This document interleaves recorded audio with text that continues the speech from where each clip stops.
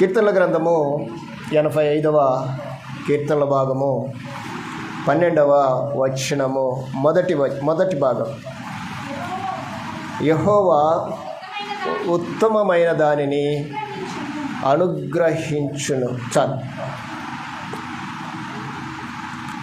సర్వసాధారణంగా ఈ సబ్జెక్టు మరలా చెప్తున్నాను మీకు. యెహోవా ఉత్తమమైన దానిని అనుగ్రహించును. ఈ మాటని ఒకంత ఆలోచన చేద్దాం, షార్ట్ అండ్ స్వీట్గా. దేవుడు ఏమి ఇచ్చినా ఎలాంటిది ఇస్తాడు? మంచిదే ఇస్తాడు.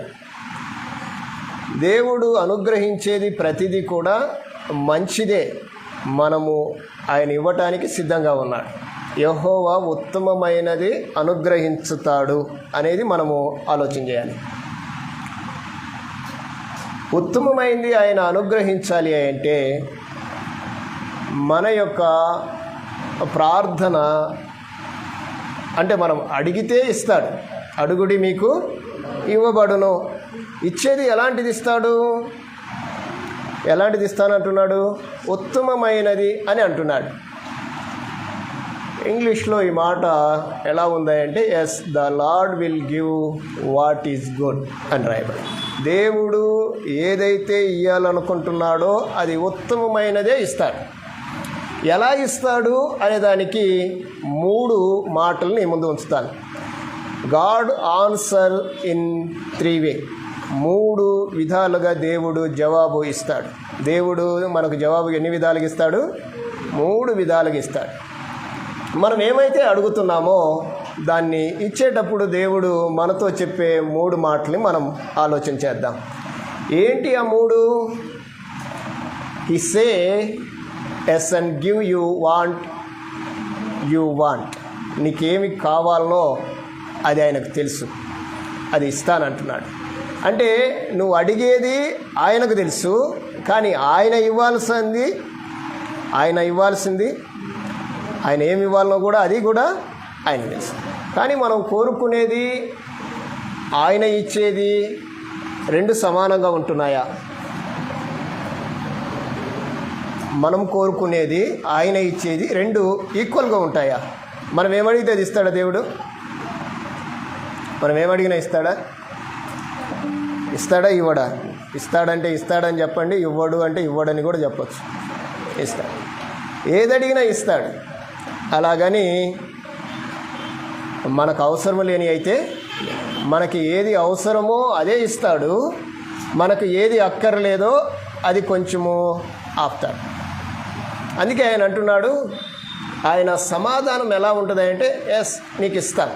ఎలా ఇస్తాను? ఆ ఇచ్చేది నేను ఇవ్వటానికి సిద్ధంగా ఉన్నాను, కొంచెం ఆగండి, వెయిట్. నీకేం కావాలనో అది నేను ఇవ్వటానికి నేను సిద్ధంగా ఉన్నాను. అది అంటే ఎఫెసీయులకు రాసిన పత్రిక 1:3 వచనంలో రాయబడిన మాట ఏంటంటే, చదువుతారు ఒకసారి. 3వ వచనం.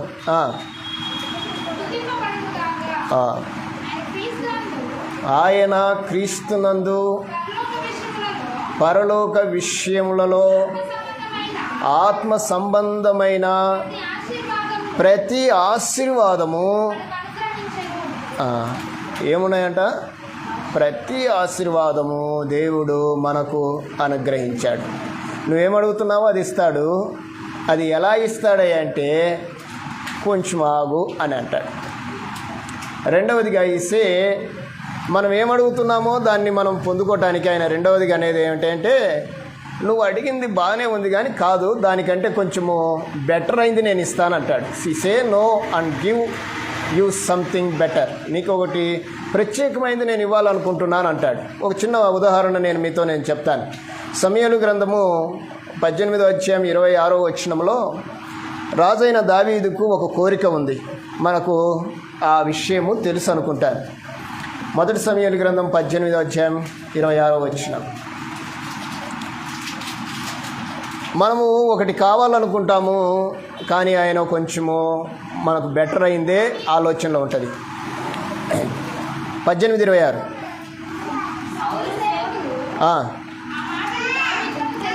ఆ మాటలు దావీదునకు తెలియచేయగా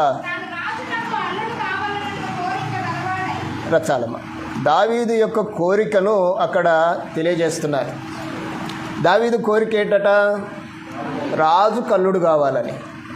సర్వసాధారణంగా మనిషి ఆ స్థితికి రావటానికి ఆశపడతాడు. ఎందుకంటే దేవుని యందు భయభక్తులు కలిగి ఉన్నాడు, దేవునిలో నడుస్తున్నాడు. దావీదును తన దగ్గర ఉన్న తనతో ఉన్నవాడు ప్రోత్సహించారు.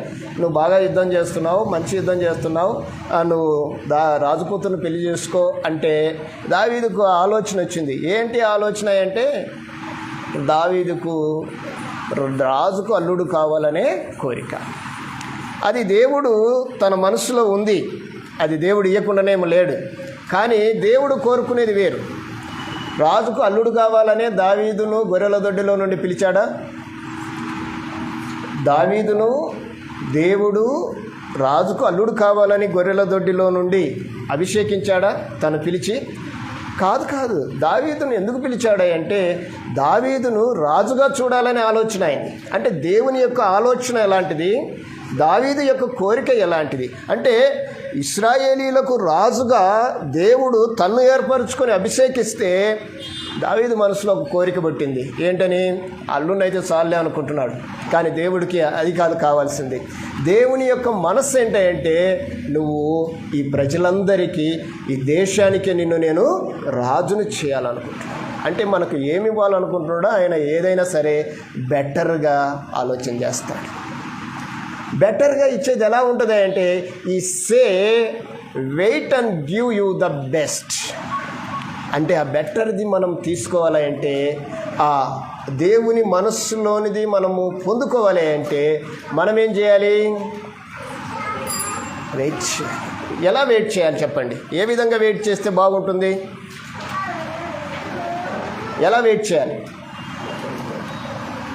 యాకోబు పత్రిక 1వ అధ్యాయం 17వ వచనంలో ఈ మాట రాయబడింది. చూడండి, యాకోబు పత్రిక 1వ అధ్యాయం 17వ వచనం.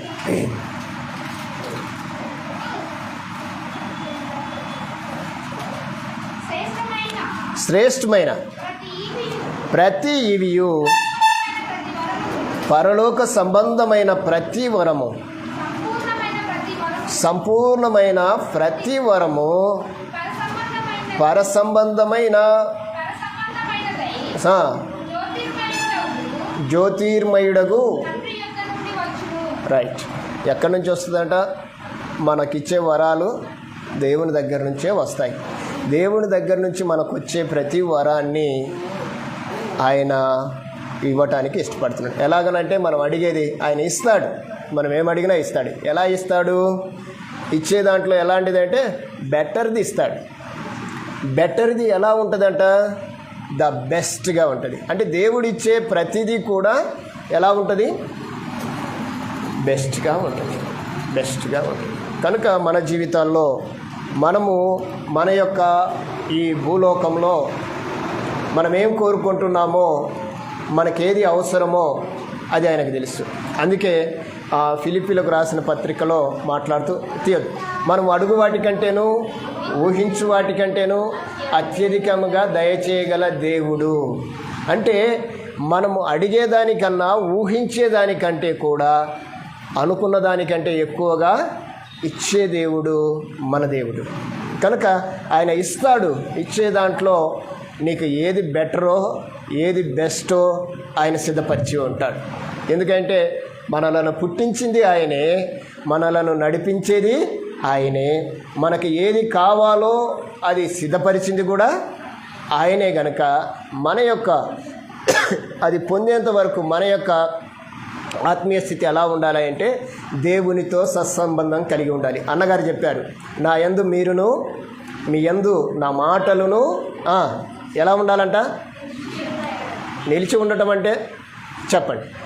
నిలిచి ఉండటం అంటే చెప్పండి. నిలిచి ఉండటం అంటే ఏంటి అమ్మా? ఇప్పుడు ఇల్లు ఉంది, ఇది నిలిచి ఉందా నడుస్తుందా? నిలిచిందా, నడుస్తుందా? నిలిచి ఉంది. మనము నిలిచి ఉన్నామా, నడుస్తూ ఉంటామా? అంటే నా మాటలు మీ యందు ఎలా ఉండాలంట? నిలిచి ఉండాలా. ఎలాగా అంటే ఇదిగో ఇలా తెరిస్తే అలా కనిపించాలా. ఈ నిలిచున్నాయా, నడుస్తున్నాయా? నిలిచినాయా, నడుస్తున్నాయి. 8 లక్షణాలు. దేవుని మాటలు మన హృదయంలో కూడా ఎలా ఉండాలి అంటే నిలిచి ఉండాలి. పుస్తకం తెరిస్తే వెంబటే ఓపెన్ అయిపోవాలి.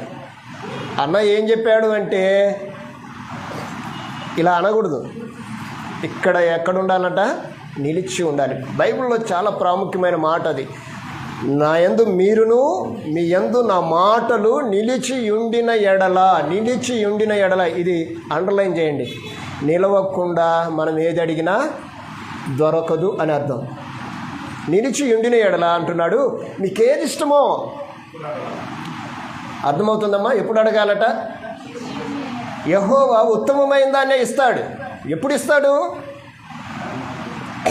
ఆయన మాటలు మన యందు నిలిచి ఉండాలి. తుడిపేస్తే తుడిచిపోకూడదు, మడిచేస్తే అగపడకుండా ఉండకూడదు.